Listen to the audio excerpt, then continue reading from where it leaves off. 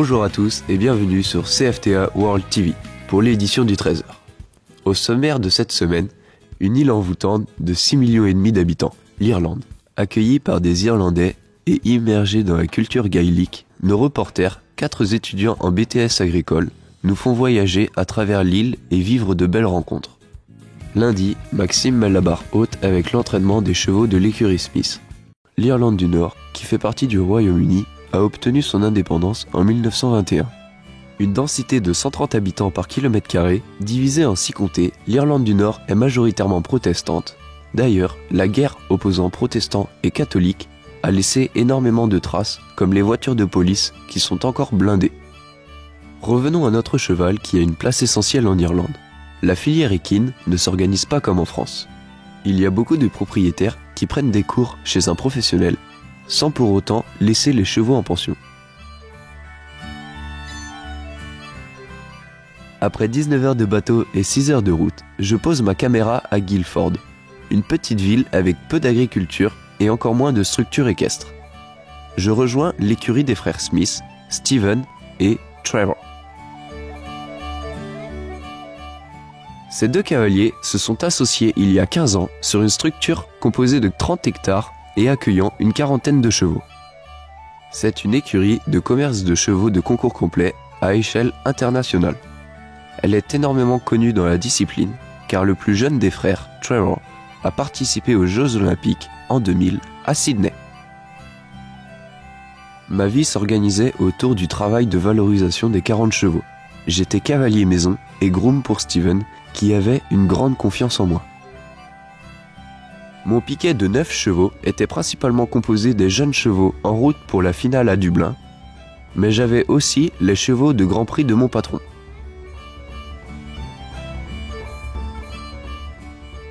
Lorsque le planning concours le permet, je l'accompagne. Cependant, il m'arrive de rester préparer les chevaux avec Casey, cavalière aux écuries depuis 5 ans. In the next year, I would like to compete for Ireland at the Young Rider European Championships. And then after that, I would like to develop my riding further, build up a good team of horses and compete for Ireland at senior level at championships. Le concours international de Campfire, très renommé en Irlande, est le plus marquant.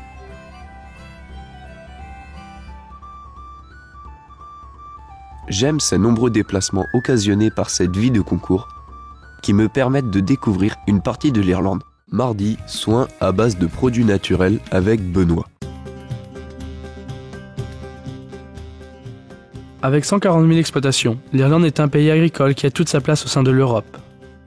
C'est pourquoi Allmix, entreprise installée à Bréant dans le Morbihan, s'intéresse à ce marché en plein développement. J'ai commencé par suivre une formation d'1 mois pour apprendre les produits pharmaceutiques à base d'algues et d'oligo-éléments que l'entreprise produit. Elle les commercialise via ses partenaires dans le monde entier. En Irlande, il s'agit d'AgriHealth, plus grand distributeur d'agrofournitures du pays. Allmix et AgriHealth travaillent en collaboration pour faire la promotion de ces produits auprès des éleveurs. En avril, j'intègre AgriHealth. De nombreux défis m'attendent. Conduire à gauche, trouver un logement, créer une relation entre Allmix et AgriHealth pour la vente de produits en Irlande, mettre en place des protocoles et surtout améliorer mon anglais. Le travail au dépôt et 1 heure de cours par jour m'ont permis de combler une partie de mes lacunes avant de remplir ma principale mission. Mettre en place des essais sur des élevages porcins et de volailles, ce qui demande beaucoup de rigueur et d'organisation. Le premier essai concerne le produit Mistral, un asséchant pour porcelets.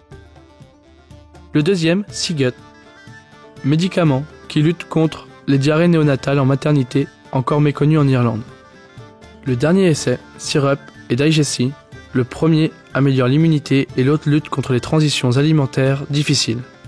J'ai pu démontrer la qualité des produits grâce à la mise en place de ces essais. À la fin de mon stage, j'ai participé à un grand salon, le Ploying Championship, en étant responsable du stand Allmix. 3 jours avec plus de 1500 exposants et 300 000 visiteurs. Communication, autonomie, rigueur sont les mots-clés de ce stage. Expérience enrichissante, mais avec beaucoup de responsabilités, car je représentais une entreprise internationale, les premiers pas pour moi dans ma future vie professionnelle. Mercredi, Luigi va droit au but dans les stades irlandais. Je me suis lancé 2 objectifs en allant en Irlande.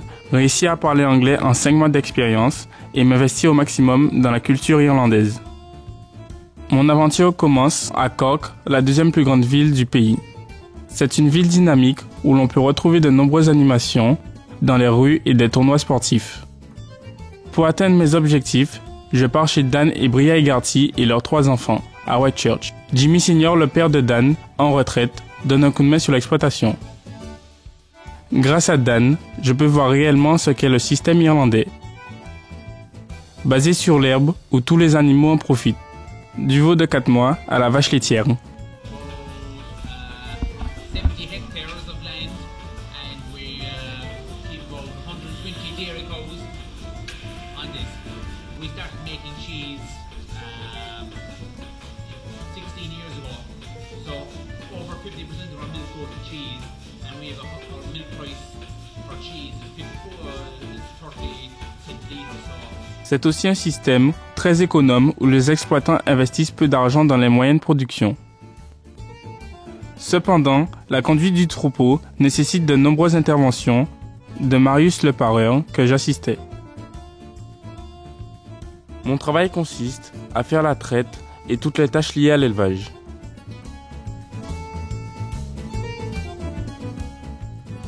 Je donne aussi un coup de main à l'atelier fromage où Jean-Baptiste Angelvin, un jeune salarié français, parti en Irlande et tombé amoureux de ce pays. Pendant mon free time, je décide d'aller au pub du coin, endroit emblématique de la culture irlandaise. De superbes rencontres, la passion du sport m'est venue. Je commence par le rugby, où mes débuts ne sont pas très prometteurs. Mais bon, comme on dit, l'important c'est de participer. Je préfère alors le football gaélique, que je découvre avec Harry, l'un des enfants. Ce sport se joue avec les mains et les pieds. Après chaque entraînement de football gaélique, toute la génération décompresse au pub en dansant ou en discutant. J'assiste aussi à des événements sportifs, un match de hurling et de football gaélique dans le plus grand stade d'Irlande, Croke Park.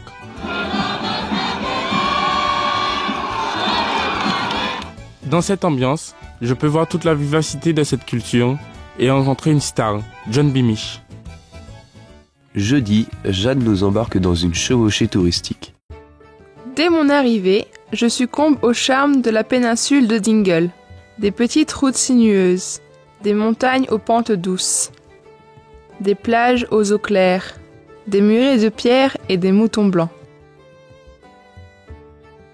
Suzanne Gallery me considère comme sa 5e fille et l'équipe m'intègre tout de suite. Dingle Horse Riding a 30 chevaux de race irlandaise. Suzanne a repris les écuries de son père il y a plus de 30 ans. Elle propose des randonnées équestres toute l'année. Je suis donc devenue guide durant 6 mois.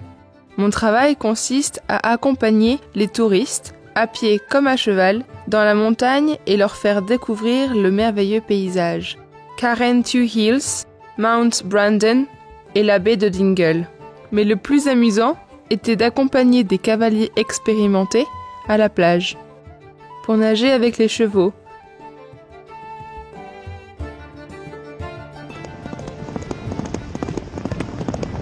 Et faire de grands galops à couper le souffle. Comme moi, d'autres étrangers ont tenté l'aventure. I came to Dingle Horse Riding in July. I went on the Shamrock Trail and I had a really amazing experience. I asked Susan afterwards, she's the owner of Dingle Horse Riding, if I could come back in September. So I got here last week and I've been learning a lot and having a really good time. I think it's a really great experience. Dingle est une petite ville paisible, très touristique et aux maisons de toutes les couleurs. Le port de pêche et de plaisance fait le plaisir des touristes qui partent en bateau voir Fungie, le dauphin. Tous les ans, des courses sont organisées à Dingle. Rendez-vous incontournable de la vie locale. Des jockeys à chevaux et des jeunes jockeys de moins de 14 ans à poney. Suzanne et son équipe m'ont permis de vivre une expérience enrichissante et inoubliable. Vendredi, balade irlandaise à travers le pays. Maxime me rejoint à Dublin pour commencer notre périple de 10 jours par la capitale. Une visite de l'immense usine Guinness, grandiose. Notre voyage continue par un passage à la chaussée des géants, sous un temps typiquement irlandais.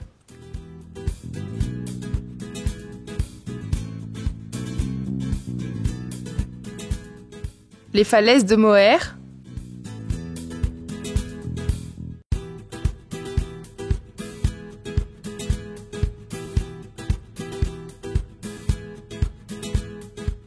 le Connemara est un lieu magique où la nature décide absolument de tout, avec ses lacs, montagnes et les moutons qui aiment se faire admirer par les nombreux touristes.